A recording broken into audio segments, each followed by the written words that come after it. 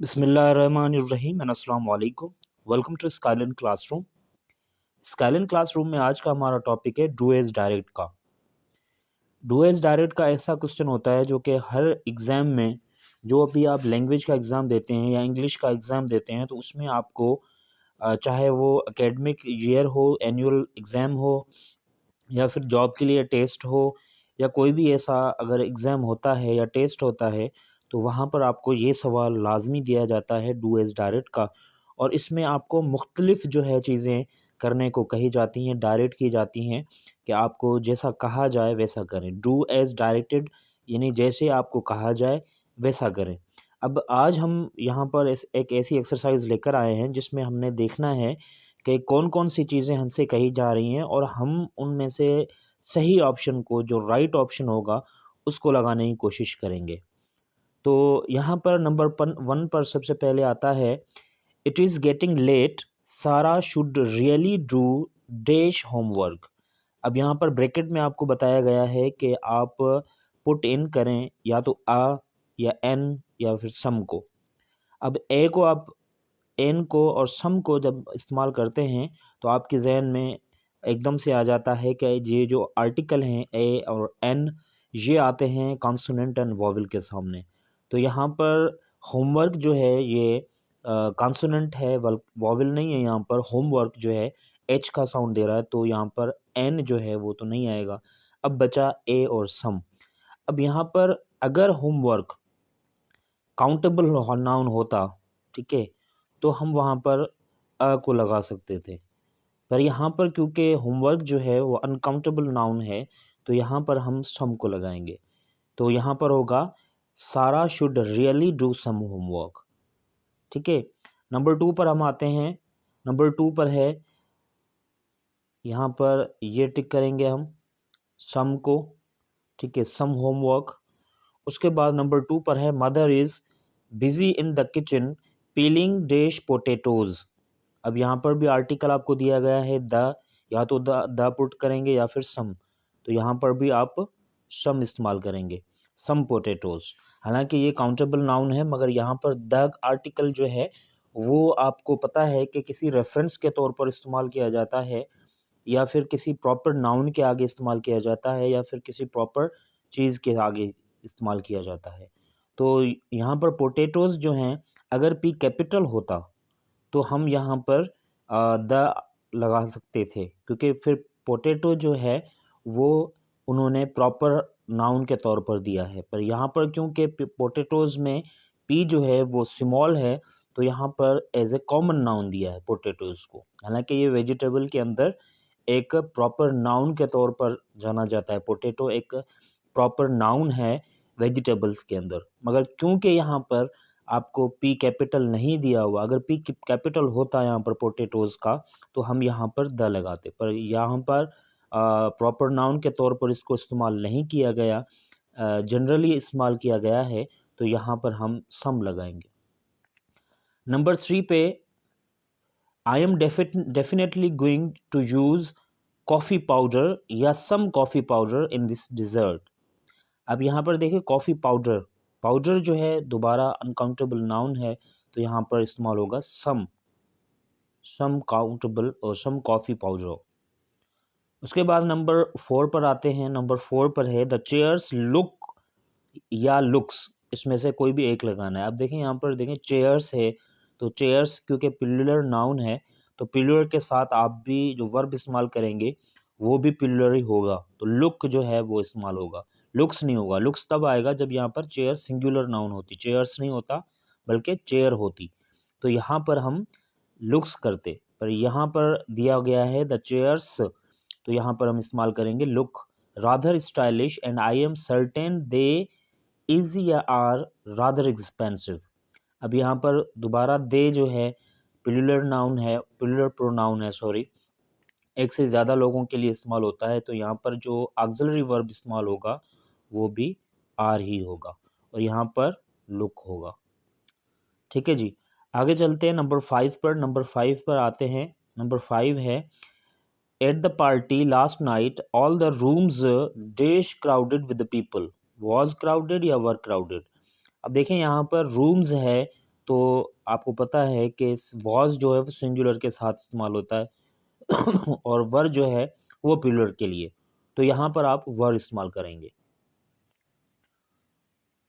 उसके बाद है one of the guests at the party, one of the guests, ठीक है, वन ऑफ द गेस्ट्स। अब हालांकि यहाँ पर गेस्ट्स जो है वो प्लूरल नाउन के तौर पर दिया गया है, पर यहाँ पर वन है, वन ऑफ द गेस्ट यानी गेस्ट में से एक, एट द पार्टी, पार्टी में, वॉज अ, वर नहीं आएगा, वॉज आएगा, was a famous television personality, तो यहाँ पर हम वॉज को इंसर्ट करेंगे। उसके बाद है sorry I have to go now, someone just dash report, sorry just से पहले डैश है, just reported a robbery.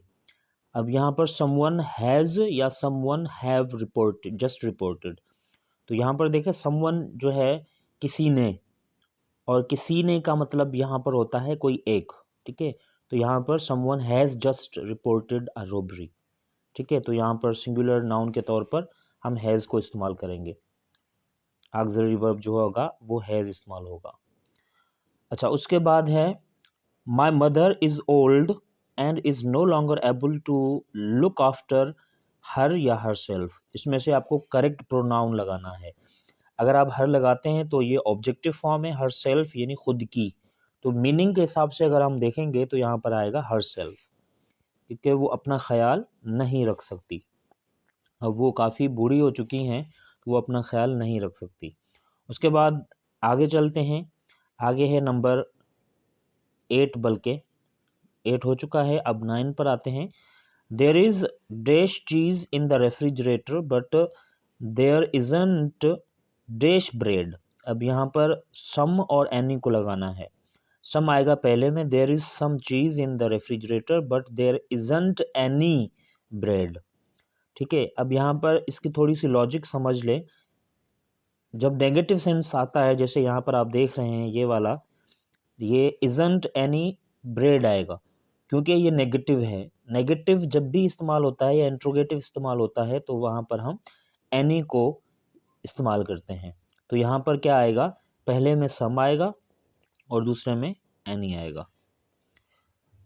I wish we could offer our guests dash to eat but we haven't got dash. अब यहाँ पर पहले में something आएगा और दूसरे में एनीथिंग आएगा। I wish we could offer our guest something to eat but we haven't got anything, ठीक है, दूसरे में एनीथिंग आएगा। यहाँ पर भी देखें हैवंट गोट, ठीक है, नेगेटिव सेंस है, तो नेगेटिव सेंस जब भी इस्तेमाल करते हैं तो वहाँ पर हम एनी को इस्तेमाल करेंगे, तो एनीथिंग यहाँ पर होगा आखिर में और समथिंग बीच में इस्तेमाल होगा। अच्छा, उसके बाद नंबर 11 है, 11 में है dash has spilt water everywhere, did dash see who he was, किसी ने यहाँ पर पानी हर जगह जो है स्प्लिट किया है, और क्या किसी ने देखा कि वो कौन था। यहाँ पर आप देखें दूसरा जो सेंस है, दूसरा सेंस आपको क्या बता रहा है, इंट्रोगेटिव का, तो यहाँ पर दूसरे में तो आएगा anyone, did anyone see who was he, और पहले में आएगा someone, someone has split water everywhere, किसी ने वाटर पानी जो है स्प्लिट किया है हर जगह, या किसी ने देखा कि वो कौन था। ये हो गया 11। उसके बाद हम आते हैं 12 पर। Dash was dark though and though dash was warm summer breeze I couldn't enjoy myself, तो यहाँ पर पहले में क्या आएगा, there was a dog and though it was a warm summer breeze I couldn't enjoy myself, ठीक है, तो ये दोनों आएंगे इस्तेमाल, तो पहले में देयर आएगा और दूसरे में इट आएगा। उसके बाद हम चलते हैं 13 पर। I am leaning to back, मैं लेट रहा हूँ, but I haven't had dash lessons yet. अब मैनी लेसन्स आएगा या मच, तो यहाँ पर मैनी आएगा, क्योंकि जो लेसन्स हैं वो काउंटेबल नाउन है, तो मैनी जो है काउंटेबल के लिए होता है और मच जो है वो अनकाउंटेबल के लिए होता है।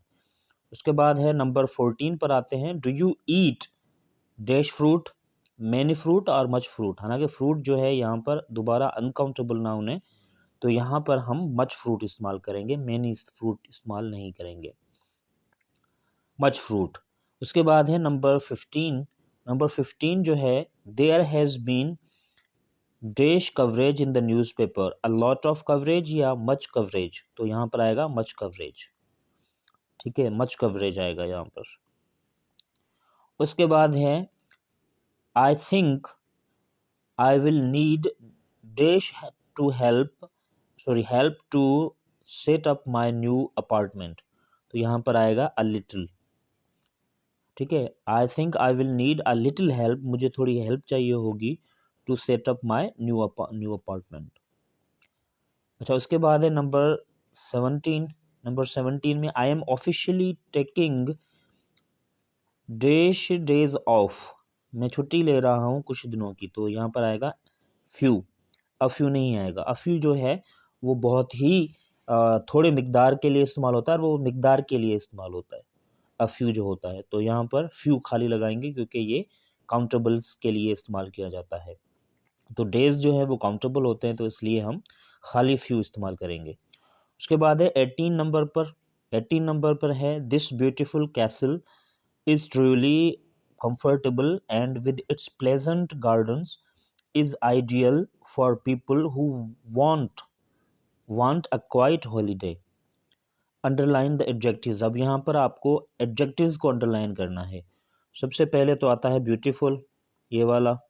उसके बाद है comfortable, ठीक है। एडजेक्टिव्स क्या होते हैं? एडजेक्टिव्स आपको पता है कि क्वालिटी शो करते हैं या किसी चीज़ की खामी या किसी खासियत को शो करते हैं, तो वो वर्ड्स आपके जो कि है एडजेक्टिव्स कहलाते हैं।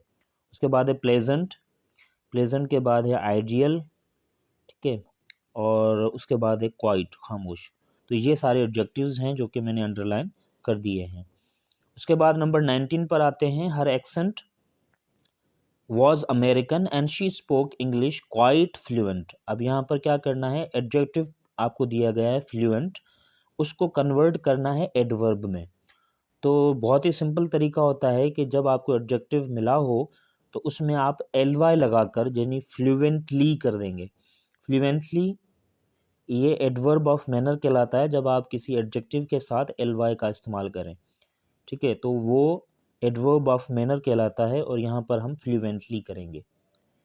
उसके बाद नंबर 20 है, आखिरी है, Sarah is getting in off या out of the taxi and is just about to या in leave.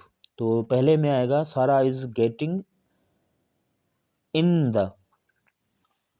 The taxi and just about to leave. तो दूसरे में टू आएगा और पहले में जो है वो आएगा इन। सारा इज गेटिंग इन ऑफ नहीं आएगा, खाली इन आएगा। Sarah is getting in the taxi and is just about to leave. I hope कि आपको ये सारे डू एज डायरेक्ट वाले समझ में आज आ गए होंगे। और इसी तरीके से ये जितनी भी ग्रामर के पोर्शंस होते हैं उसमें इसी तरीके के सवाल आपको दिए जाते हैं, जिसमें आपको ग्रामर के में डायरेक्ट किया जाता है, बताया जाता है, इंस्ट्रक्शंस दी जाती हैं कि आपको क्या करना है, जैसे यहाँ पर हमने किया है।